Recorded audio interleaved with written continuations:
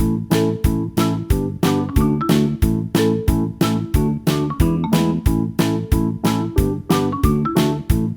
kids, how are you? I hope that you will be fine and happy. Today we will read this chapter 6, the verb. Okay, let us start now this chapter.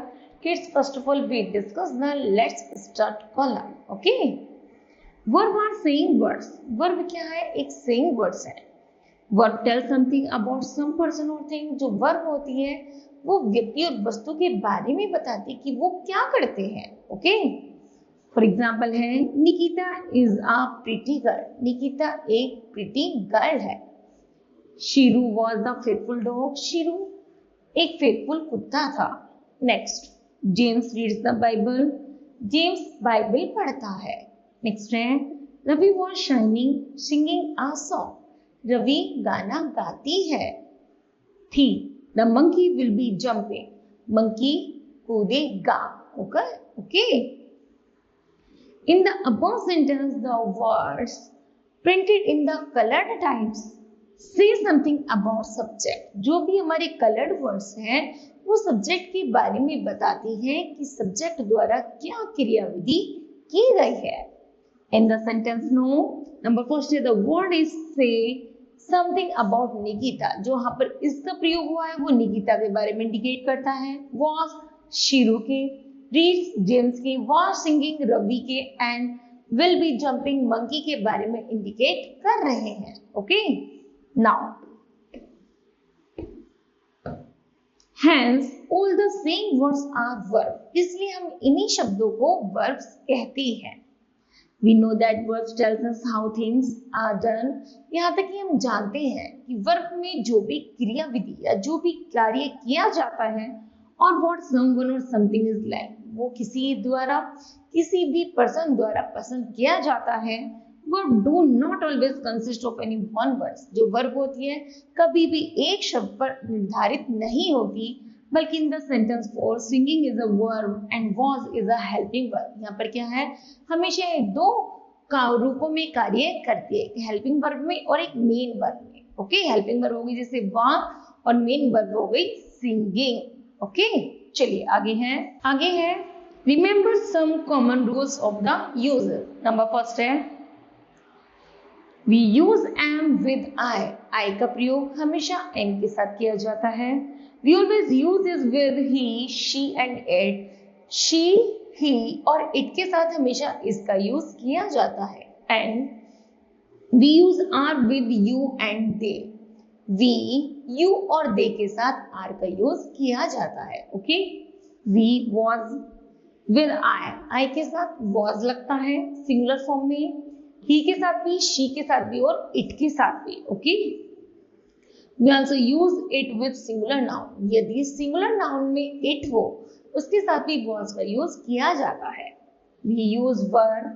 वर का प्रयोग किया जाता है with we, you and they के साथ. Okay, We also use it with plural nouns. यदि it यहाँ पर plural nouns है, जैसे lion से तो हम यूज करें its, तो वहां पर आएगा वर का यूज किया जाएगा. ओके, चलिए we have learned that do and does are used when work is being done. यहाँ तक कि do और does का यूज भी जब कार्य हो रहा होता है उसके लिए भी प्रयोग किया जाता है.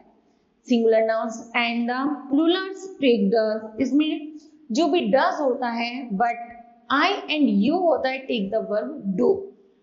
Plural nouns and the pronouns, जो भी plural nouns और pronouns होती हैं take the verb do. इसमें verb क्या करती है इसके बारे में बताते हैं. We use has with the singular noun. has का प्रयोग हमेशा singular noun के साथ किया जाता है और pronoun में.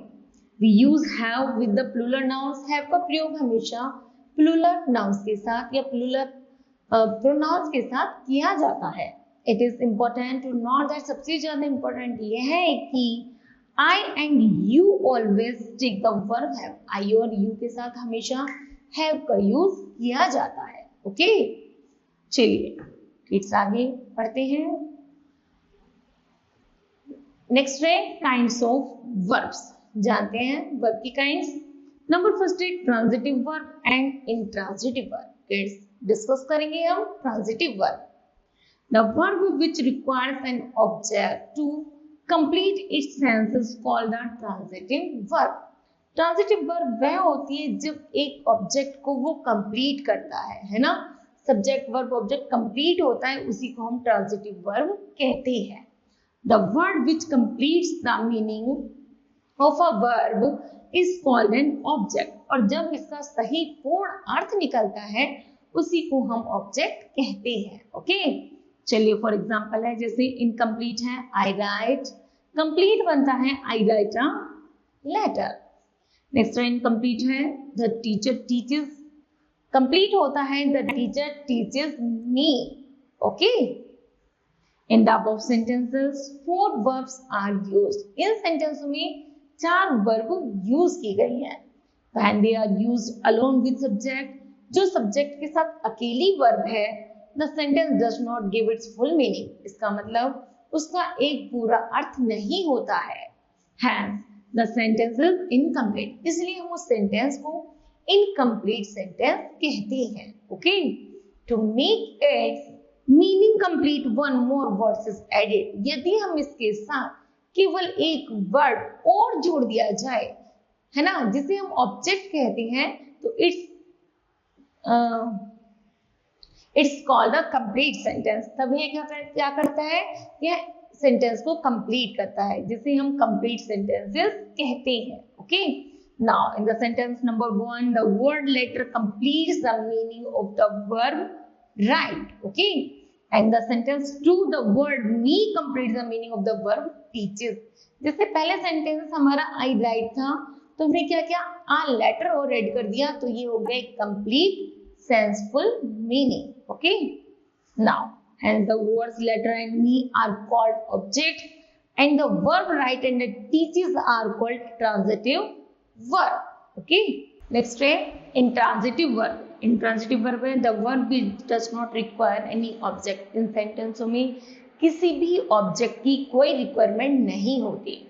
To complete its sense is called an intransitive verb. ये अपने आप में कंप्लीट माने जाते हैं, है ना, इसीलिए हम इसको इंट्रांजिटिव वर्ब कहते हैं. एग्जाम्पल है द गर्ल्स प्ले, लड़कियां खेल.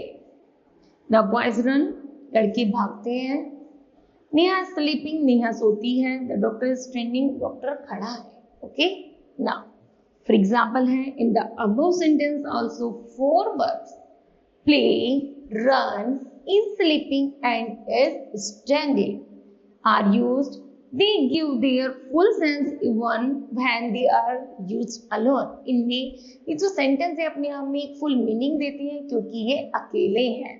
They require no words to complete their sense. इन्हें सेंस कंप्लीट करने के लिए किसी भी अन्य वर्ड की जरूरत नहीं होती. Hence these verbs are called intransitive verbs. इसलिए बच्चों ऐसे शब्दों को हम intransitive verbs कहते हैं. ओके, कहते हैं. Okay, now kids, this chapter will be completed. I hope that you understood well. Thank you. Have a nice day.